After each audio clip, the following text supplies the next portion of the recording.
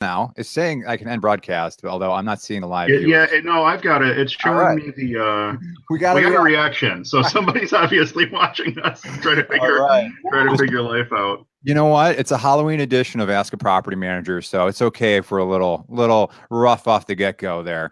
But this is episode number 62. I'm Eric Worrell with RentPrep.com, a tenant screening service, and I am joined by my co-host, as always, Andrew Schultz of Realty Edge. How you doing, Andrew? Good. How are you? I'm doing pretty good. And as you can see, we have a guest in the middle of the screen, and this is Jennifer Ruelens of Fish Property Management. How you doing, Jen? Hi, happy Halloween. Thanks for being on the show. Just a quick briefing on a little bit about you and your property management company, Jen. Where are you from? What do you guys do? Just give us kind of a little quick rundown. Sure. So we're a 6-year-old professional third-party property management company. We do this for about 150 clients. We've got between 700 and 800 units in Clinton and Lycoming County, Pennsylvania. And we love being here and doing this. I've been doing it about 15 years. All right. Very nice. And I connected with Jen through, I think, another Facebook group. And you also do a lot of landlord education, correct? Like you do stuff with your local community and classes, and you even teach a course, I think? Yeah, I teach a course at Penn College of Technology. It's called Landlord 101, and landlords come all the time and learn about how to be better landlords. Is that like a community development type class, or is it like a credit type course? It's for adult education. So That's the cool. night kind of, no credit, but yeah. Okay. Very cool. So today we're going to mix it up a little bit. Usually we answer questions in the Facebook group, and sometimes we'll do a quick interview if we have a guest such as yourself. But we thought, since it's Halloween, why don't we actually stick with a little bit of a different script where we're going to work through some horror stories, if you will, right? And Jen, we were saying before we got on, you've never managed less than 300 unit portfolio. So you've just gone through a lot of tenants over the years, and you're going to get a few bad apples, right? So Jen has agreed to share with us not only each of these horror stories, but also what the learnings that came from it after the fact. You know, like what could you do different, or what happened? Why did that happen? So we're going to start off with that, Jen. And if you want to take it away with your first story. Oh, my first one's a good one. So I had a Con-Artist Tenant, and this would be, the situation was I was really green. I was new. I started doing this when I was 22. So I think it was 23 or 24. I've got 300 units, and it was a multi-family scenario. So I had bosses, right? I had bosses I answered to. I moved this family in, a man, a wife, a child, and really quickly, like second month, they're not paying rent. But instead of waiting until it was late, he came in ahead of time, and he did that hey, I'm not gonna have the rent on time because of this situation. I think it started with there was a payroll problem at his new job. I was like, okay, fine. And then it turned into, he wasn't getting paid. He was working for weeks and weeks and weeks on end. He wasn't getting paid. Well, and the story kept transitioning, but what was different was he kept coming into me. I didn't have to chase him. This was the con artist aspect of it. Mm-hmm. And then the story became an identity theft, whatever. I tell you, 6 months passed. 6 months. And every 2 weeks, I would have to send a report to my bosses saying this is my delinquency and this is what I'm doing. Something happened at the 6-month mark because I realized it on my own, and I went, oh my God, I'm going to get fired. I'm going to get fired. I'm literally just letting this tenant run rampant. And when I did file on him, it was at the beginning of December. And I remember the limit at our local district court is $8,000. And it exceeded that by a couple hundred. I had to lessen the amount I asked for because it had gone too far. Got the judgment. The eviction was on December 23rd, which is still my closest to Christmas ever. It's my record, but it was really, really sad because they were in such denial about it. They sent their kid to school. They were eating breakfast, knock, knock, knock with the constable. It's they're like, oh, and I'm like, yeah, pack a bag. And we changed the locks, and didn't the kid get off the bus that afternoon and go walk on December 23rd? She probably had a bunch of stuff in her backpack from the Christmas parties at school. And thankfully the parents got to her before I did, because I was going to bring her in my office and have her call the folks. But the lesson I learned there was that a lot of pebbles start at the top of the hill. There's small problems. And I think delinquent rent is kind of a small problem. It's not that hard to handle. But if you let it go, it gets bigger and bigger and bigger until it's the size of a house, and it will crush you. And in that case, it could have crushed me. And it was an $8,000 loss to my client. It was really, really bad. And so being disciplined, choosing the day, doing the day. And I think we're going to talk in the future a little bit about this, but one of the tactics we have about making these things just go a little easier is just educating tenants about what is this process? What do you have to be scared of? When do things happen? I think that takes a lot of the fear out of it.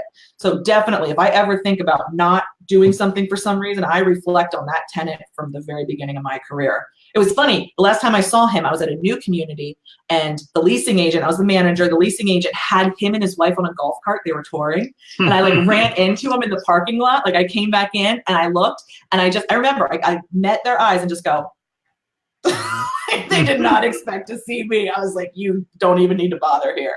Yeah. The one thing I'm curious about as you're going through, though, you kind of mentioned that there was some signs that he was a professional tenant, like because of the fact he's being like proactive in ways. Do you want to elaborate on that? I think it was more, I mean, I've not had a lot of interaction with professional tenants because I always have worked for professional companies that trained me. So we've always used services like yours to vet our tenants. I mean, it's not like we run into the professional too often. So and he didn't work the court case all that aggressively, honestly. He was just a typical schemer con artist person. He had no intention on paying rent, and this was his way around it. Okay. And it was very pleasant, exceptionally pleasant. And I think he probably spotted me. I was young. I did not know anything. Yeah. Yeah. How long had he lived in the unit before he stopped paying? Was it like? It was like a month. Yeah. It was like, I think he paid the move-in charges, and the next month came up. And it was one of those things where like he was new to the area. They'd gotten jobs in the area. And yeah, I just fell for it. Hook, line, and sinker. That'll happen. Not 1 cent in 6 months. Oh my gosh. I can't Yeah. imagine what I would do to somebody today if they did that at my company.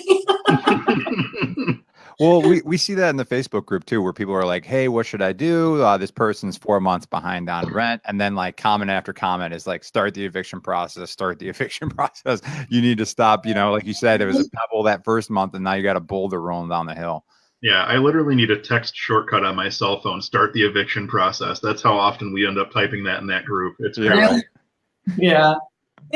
So that's that one. Yeah. What else you got, Jen? I know you got 2 more horror stories for us. Oh yeah, you do. So I'm not going to tell you the punchline of this one. So the story is I take over a duplex, a 1st and 2nd floor unit for a client, and the tenants are in place. Now I've been doing this about 6 months, and the one tenant had a very recognizable look. He had these really thick dreadlocks. It was really kind of a cool look, and his name was super unusual. Weird spelling, weird name. Okay. So I'm on the state police website one day, and I don't know what I'm doing. I think I was probably pulling a background check for something. And there was this link. It was like 10 most wanted fugitives in PA. And I'm like, oh, okay. I click it. The picture comes up, and there is my tenant, like with the dreads, with the weird name. And I'm like, oh, wanted for murder, a murder that happened 2 months prior. So while I was renting to him, and I was like, oh, no. And you have that denial at first. You're like, it's definitely his twin. Like, it is not him. And I looked at those dreadlocks. I looked at that name, and I'm like, no, that's my guy. So I called the number. Like, I actually called the number on the, like, have you seen this guy? And I thought maybe I would, like, crack the case. So naive. The detective was so sweet. He was like, no, we're very well aware of his abode. And actually, he's well gone from there. But the girlfriend and the kid are left behind. Like, they weren't on the lease. He moved a girlfriend and kid in and took off. And I was like, that's tough. So we did do the eviction, got him out, did the whole thing. And I'll tell you, it actually didn't scare me that much. It scared me in terms of my staff when I thought about, oh, like, who's going to go post this unit? Who's going to attend the actual eviction? Considering we're doing this to a wanted fugitive who's, allegedly killed before, we would want to be really, really careful. And I know my husband didn't appreciate it at all. So we've made different changes in our process to just put a little bit more distance between us and like the physical proximity of tenants, especially tenants we don't know. Because we do a really good job vetting tenants. And I think what you guys do at RentPrep is great for landlords. We're doing that for our clients. And so we have this sense of security that the people we're renting to are in general okay. But the people who come in that we didn't vet are just a whole nother story. And so always being alert. We now train on self-defense twice a year. We train on like a self-defense kind of attitude and alertness and things like that. And it's important. We've had some squatters. We've had some pervy calls, people who call and say dirty, nasty things, and it skeeves everybody out, makes them feel unsafe. And so we are always working through that stuff. It's a dangerous business. So in that particular situation, was it that you inherited all those tenants, or okay, so that's what happened? Yes, it was a full 2 unit, and I was just managing them on their lease. So when somebody comes in, we don't reevaluate the tenant. in the midst of a lease. That doesn't make any sense. We're just managing for the client. Okay. Yeah, it wasn't that good. Yeah. Anyway. Do you have any tips for somebody who may be taking over a current client like that? I mean, you said it's kind of weird to like run a background check as soon as you take over, but do you have any tips there? I think I would, though. I would run what you're able to do through public information. So run that docket search in your state, something like that. That doesn't require the permission. So at least you get a lay of the land. And honestly, I don't know what we could have done different. You know, it's not like I should be checking the most wanted list every month to just see if my tenants are on it. That isn't anything I do. Now, we do watch the newspaper. We have like police blotters with activity. And so we watch for our addresses and our tenants' names. Otherwise, I think the best thing I could tell people is to just be much more aware of your safety and security of your team, your staff, yourself. And I hear a lot of people talk about, yeah, I carry, it's no problem. I'm like, well, self-defense and safety is just about a lot of things more than carrying a weapon. Not for it or against it. I just think it's a whole attitude and it's an expectation and it's something we owe our people, you know, that work with us. Yeah. All right. You have one more horror story for us, I believe. One more. So I've had teams of maintenance techs for a long time, and they're usually great. You know, they're wonderful guys. They're super skilled, but sometimes they're just a little weird or off. And we had this was years ago. I mean, and in retrospect, I would say he was a little off, which is a little inappropriate, didn't understand boundaries. It was well known. He was really, really nice. He actually played Santa for like different organizations every Christmas, and he had all these grandkids. He was really, really nice. But it was an open secret that he would often have women's underwear on his person or in his truck while at work. So like it'd be like hanging out of the pocket of his coat. It would be like he had to go in the console to get a pen and there'd be like underwear in there. And the guys reported it to me. And at the time I was young as well. And I had and do have a kind of liberal outlook on what people do in their personal lives. Like if a G-string in your pocket like makes the day go by faster, I don't know, who am I to say anything? That's the first on this show. Everybody knows that. So, you know, I will say I understood that he had, you know, like things he liked. All right, fine. I didn't think it impacted his job until I get this call. It was at the end of the day. It was a female tenant. She lived in a townhouse that had an issue in the basement. And so this tech was deployed to go do the work. She comes home in the midst of him doing the work. Very innocently, he comes up the stairs. Oh, hello, it's no problem. He then proceeds to sit at her kitchen table. And there's like a stack of mail and catalogs. And he kind of goes through the stack as if he lives there, pulls out the Victoria's Secret catalog, opens it, and goes page by page, pointing and telling this tenant, this female tenant, all the pieces he liked and why not.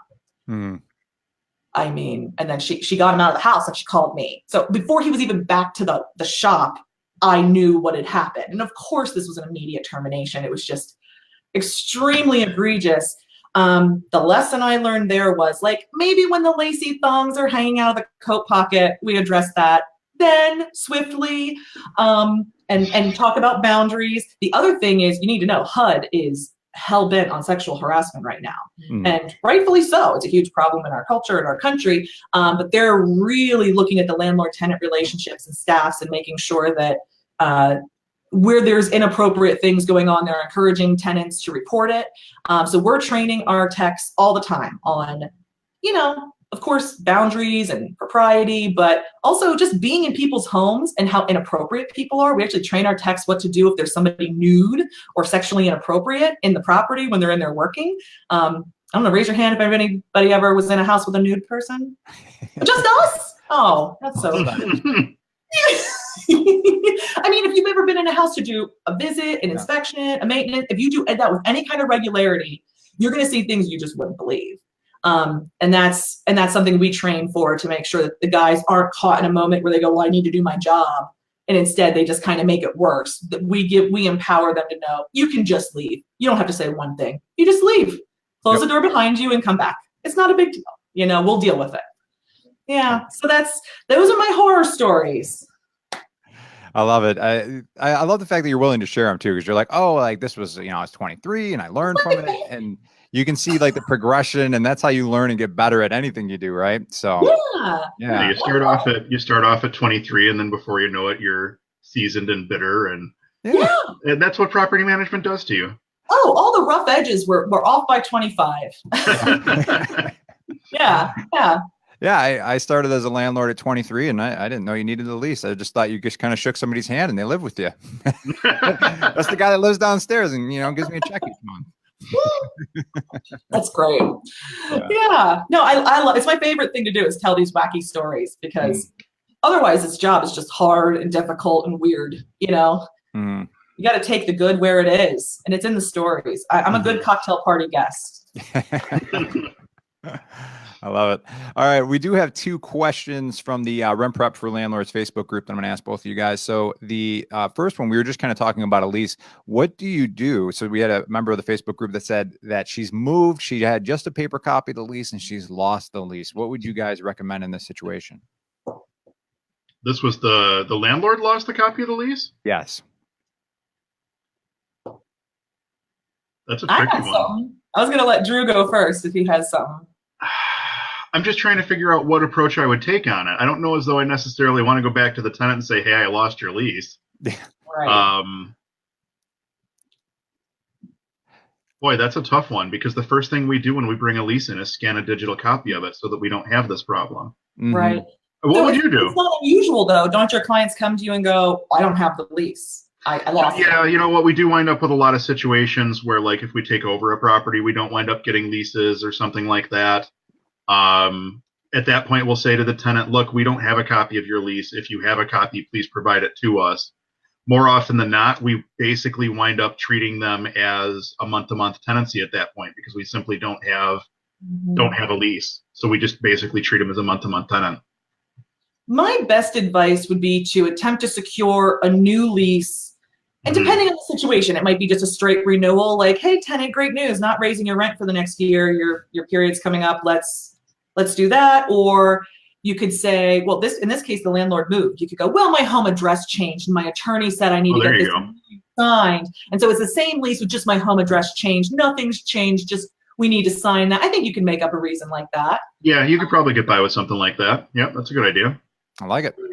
All right. And we have one other question.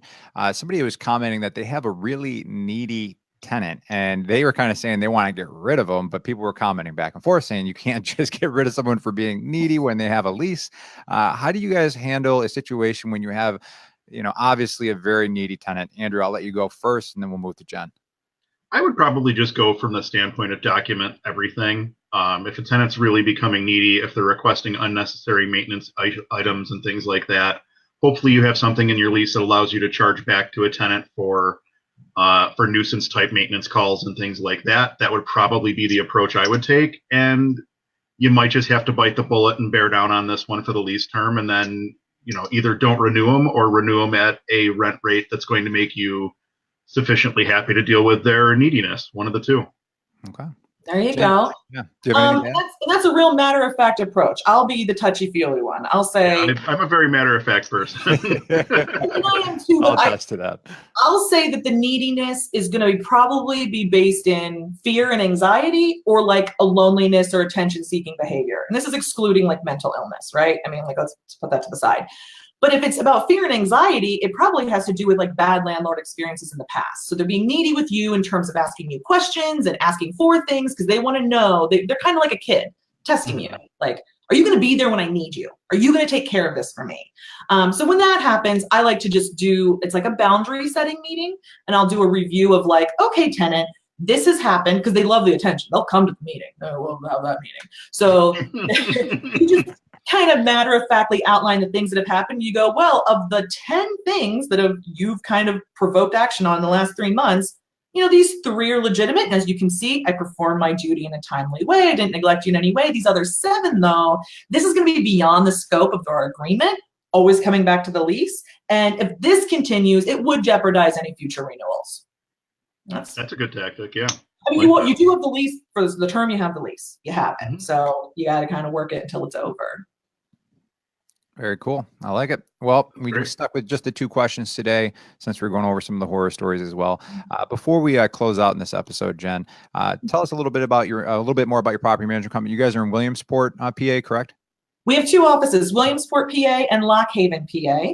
And we are the only completely focused on property management company in our market. So most people are doing sales and they're doing property management. For us, we find a real value in specializing in property management. We have the licensed staff, we have dedicated leasing agents, we have a maintenance team, and I think, you know, we're your rental experts. We really feel like our role in the market is to reduce the headaches, money loss, and confusion on the part of landlords, and then increase housing security and, you know, lives of tenants, because you put an expert in the middle of that situation. Where the landlords and tenants have a problem is when neither one knows what to do, hence these questions you're getting. So neither one knows what to do and they get frustrated and angry, and you can plop an expert in the middle there. It diffuses so much. Just, this is the way it's got to go, folks. And so we see that role for us. We serve both parties. Of course, our clients are our owners. You know, that's who we work for and owe the fiduciary duty to. But by doing that, we take care of their tenants, providing them excellent service. So we feel strongly about that. It's been great here. People seem to love it. And we've got more than we know what to do with. Thank God. Yeah. Last question. I know you do this education component through your local college. Do you have any kind of online resources or anything like you do like that, or is it all just kind of local? No, I mean, I did for a short while a news spot in Wilkes-Barre. We had like a news spot called Ask a Landlord, and I still take questions. If people email me questions on fishpm.com, I answer them for the most part, as long as I can, or try to provide resources, because, you know, you try to have good karma. Yep. You know, I evicted somebody on December 23rd once, so I gotta do a little catch up. Living with that guilt. Notice on Christmas Eve once, so I'm in the same boat as you. Yeah, well, I mean, it was in the morning of Christmas Eve. That was very nice. before noon. That's fine. Yeah, right. The office was still open. It's fine. Oh, that's great. That's great. So, you guys got any big plans for Halloween before we head out here? I'm doing nothing. I don't know. We have a party that we usually go to. My husband and I usually have pretty epic costumes, but I don't know what's going to happen this year. We usually are pretty good at that, but I don't think this year. No, that's all right. Yeah, my wife and I and our son, we just have a little local parade that goes around our community. So we'll do that, and, you know, probably go to 2 houses and call it a night. Sure. All right, guys. Well, thank you for your time and insights. I always appreciate it. And if anybody has any questions, always feel free to ask in the RentPrep for Landlords Facebook group. You can check that out. And yeah, we appreciate it. All right. Take care, guys.